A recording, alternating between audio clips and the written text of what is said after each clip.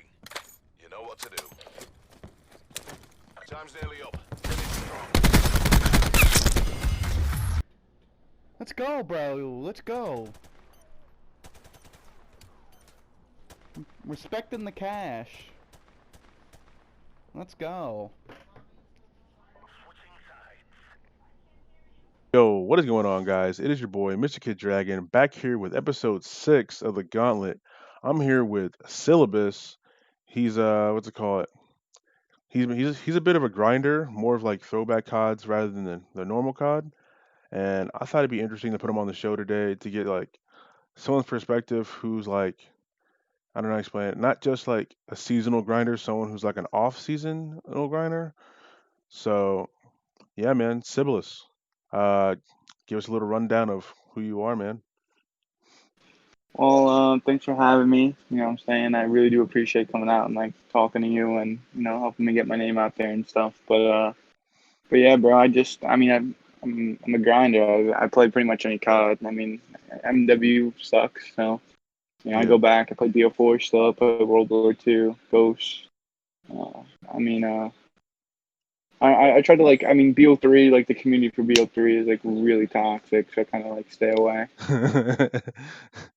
I'm dead. Who would have thought Yeah, jetpack bro. cards?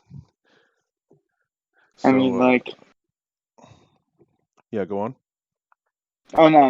It's just like BO3's always been toxic. It's like year 7 already. Yeah, dude, right. Yeah, nah, it's been like half a decade at least. The game's kind of old. Exactly, yeah, bro. Yeah, it's actually kind of crazy to think like, bro, PS5 is coming out, bro. Yeah, Like, what? yeah, Like like, that's kind of crazy to even like I can't even like fathom that. I remember like when I wanted to get a PS4. yeah. Ooh. All right. Um, yeah, that is crazy, bro. Dude, you gotta stay away from toxicity, man. Like, it's just, I don't know. And like you said, the PS5 is coming out, so it's like, where are these Eagles gonna go? You know what I'm saying? Like, we're already thinking ahead. Yeah. So, all right. Next, moving on. So your gamer tag is Silahbis. How'd you come up with that, man? Because like I see a lot of these guys gamer tags, they're like, uh, they usually have like some kind of like dictionary like form to them, but Silahbis sounds kind of like a little bit different. Like, is there like an actual like definition of that gamer tag, or like how'd you come up with that? Well, like honestly, bro. So I used to change my name a lot, Yeah, right? Because I don't know. I always get bored with my name. It's just something that's always happened with me.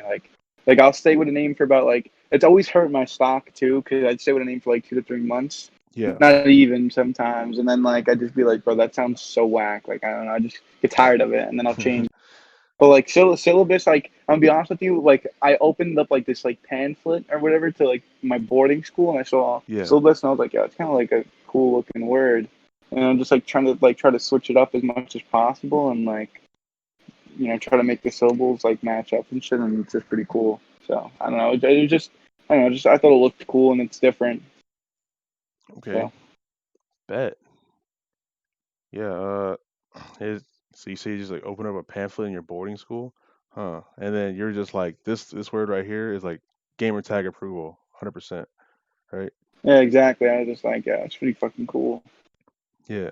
So speaking of boarding school, we were talking a little bit before this, and you said you said you're just coming back. You didn't really grind the NW season because you were in boarding school, but now you're like a little bit back into it. You know what I'm saying? So explain to me like how's that going for you, brother? Well, missing out on this season hurt my stock. I mean, I lost my Twitter. I got suspended.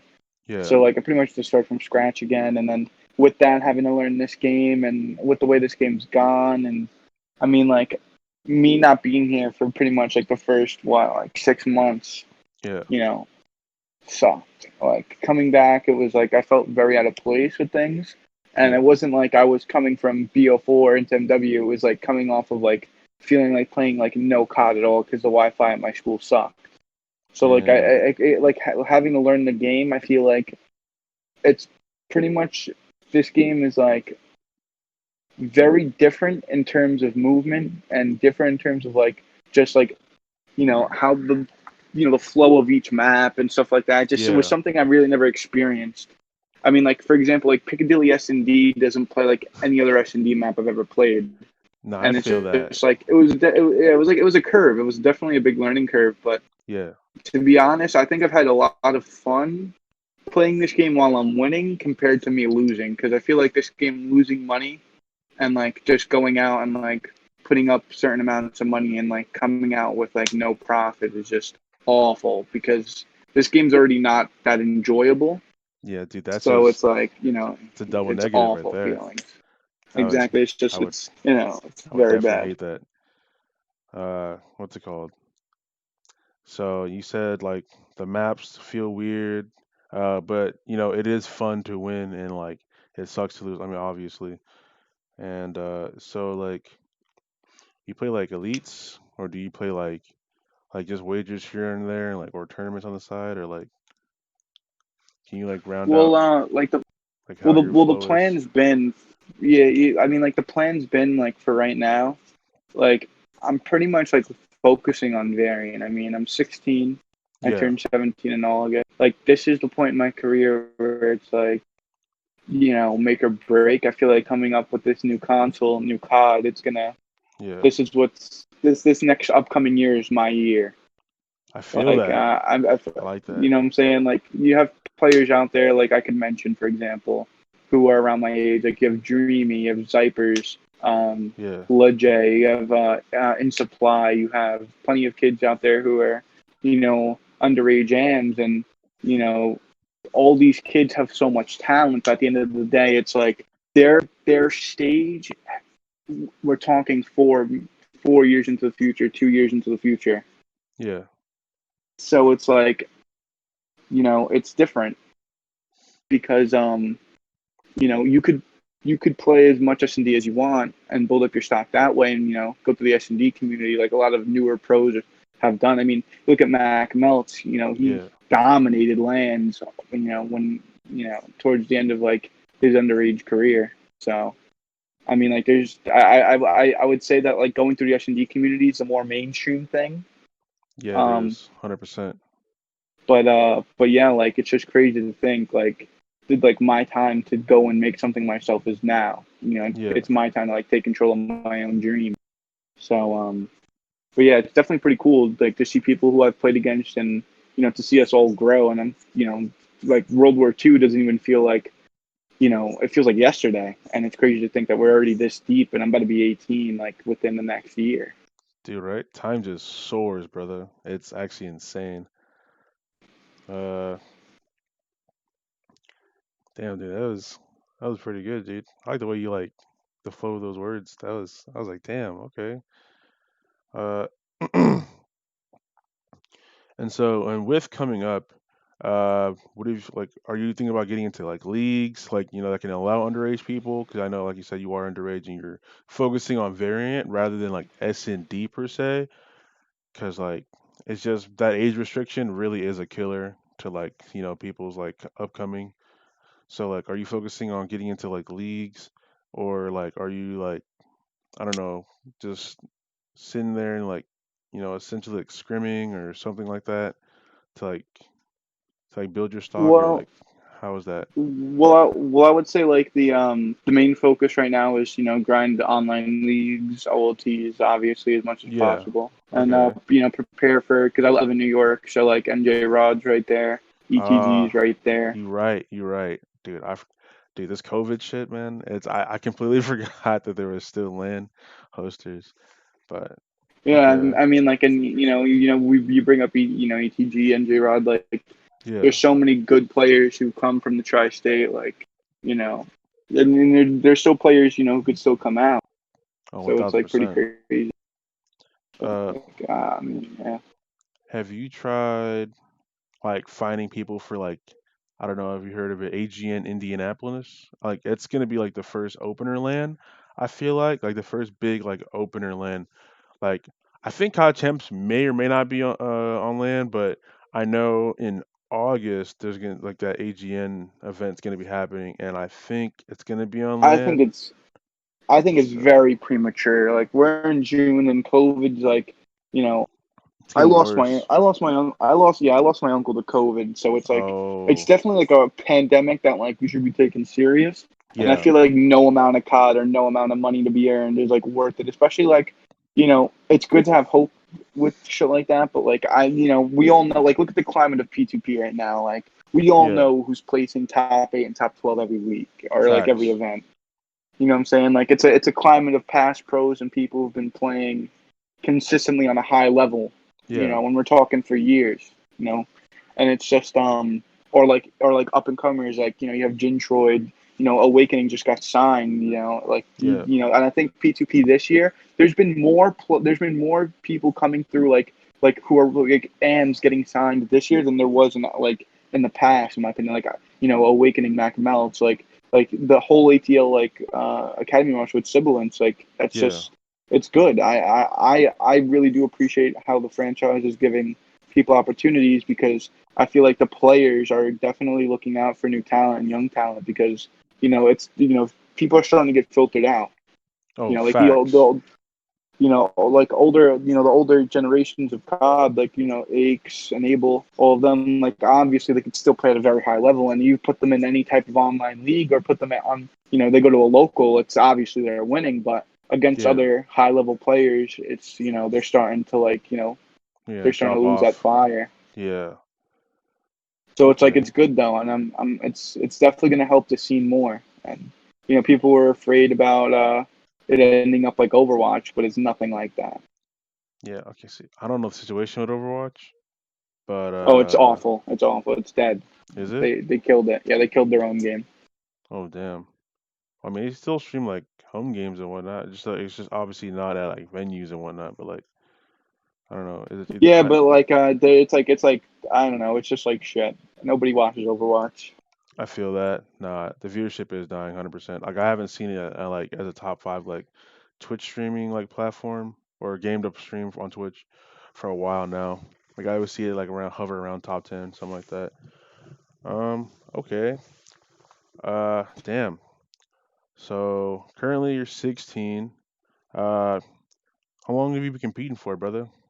Like, when did you first I've start? been competing since BO3, and I Yeah, was on Xbox at the time, bro.